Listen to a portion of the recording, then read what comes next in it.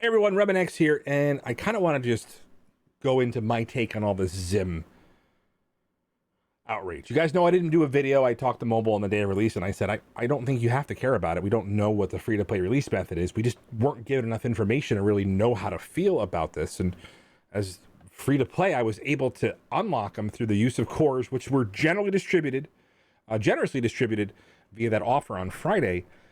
So a lot of people have unlocked them this week, and were able to get them to 2 stars and unlock them. Now, I did throw some dark promotion credits on it, which is when I realized the big problem here was they took away dark promotion credits from us that were in the month-long event. So what happened is during the dark promotion, during the event, guys, we were given a lot more credits in the past, and this is something that happened once Jane Foster was bugged and we got the Mighty Thor calendar twice. The next occurrence had none. So here's where we're going to break it down, guys, and this is the impact that we have to analyze. Is when they make mistakes and they give us extra stuff, they kind of make sure we don't keep that extra stuff. And so Zombie Iron Man, great character, viable at low stars, because it really comes down to the size of your hella. This whole team, this 2-person team, comes down to how big your hella is.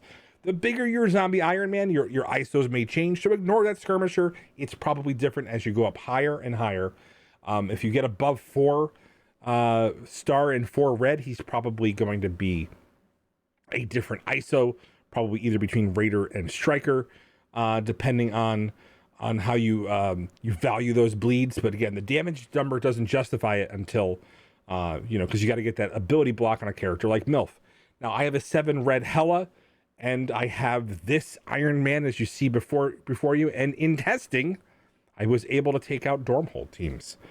Now, was it reliable? It took a lot of action. I had to set basically a placeholder between the teams so that certain characters, like specifically Doctor Strange's basic, wouldn't hit both Zombie Iron Man and Hela, but it's also the randomness of where Greg spawned changed that over time. So realistically, this team has become bonkers good and a extremely powerful war meta that made us all believe that this is a team that they were restricting from us. But again, it's not the truth. Here's the truth, guys. We're going to show you guys the previous calendar here. And what I want you guys to see is from the perspective of what we used to get inside of these month-long events, guys. So this is the calendar from August's event, which was featuring Deathlock. And so Deathlock was the last time I believe we saw these dark promotion credits. We had 770 total inside of the month-long event. Now, what happened was they moved some of the dark promotion credits to the micro events that make up the monthly event. Now, we'll talk about that, right? So here's my real big take on all this. This month-long event means if you have a real-life event and you miss part of these micro events, you may miss the whole month-long event, which feels terrible. Some of these micro events do have dark promotion credits, but only in the paid portion of their cycle, the part that you can't get if you're free to play. So the month-long events were ultra generous, which were designed to be completable via everybody.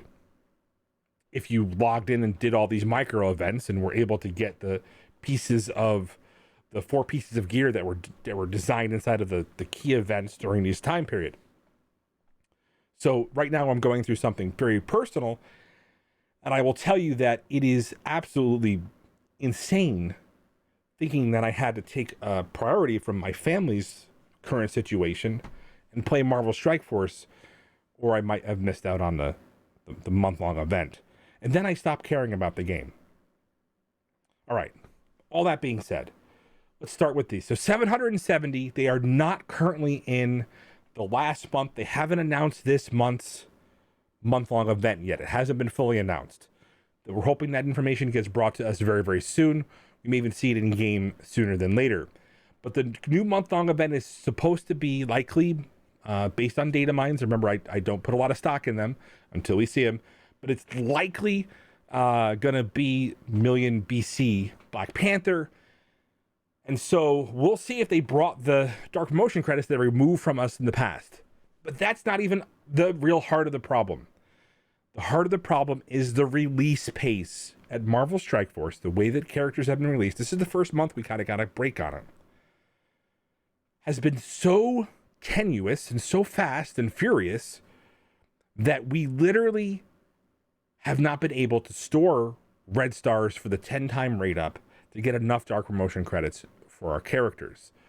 Now, the fact that legendary characters, these horsemen, are now available at very, very high, it's very, very, very high costs. It's clear that they're being designed to gate more power to people who are buying these Kraken-like offers. So the reason why Zim feels bad comes down to one thing and one thing only: communication. If they told us, hey, we recently gave you guys an influx because of the Mighty Thor event where you're able to complete it up to 2 times completely, this month will not feature dark promotion credits, and they'll be back in a short period of time. But many of us have already looked at our current amount of them and are worried that will this be the standard going forward? Will there be a monthly character that is only upgradable via dark promotion credits? What if it happens every 3 months? What if it happens every 6 months? What if it happens once a year? The problem with that is there's just no easy way to guarantee that you're earning dark promotion credits. They're randomly obtained as you get realistically, because of the way that red stars work, whether or not you want to save them for the 10-time promotion comes down to how much of your roster has already been implemented in reds. And that's something that, like I said, is really hard to understand when I'm telling a new player. Do I tell them to wait for dark promotion credits, or will they benefit more from the roster upgrades, especially specifically when the rate up is on a character that may matter more than somebody's dark promotion credits? Again, Zombie Iron Man at 2 stars works. Everything he does at the base level because of how they built him. He is essentially this ultra powerful minion character that enhances Hela to the point where they dominate every team, maybe even Gamma, on war defense.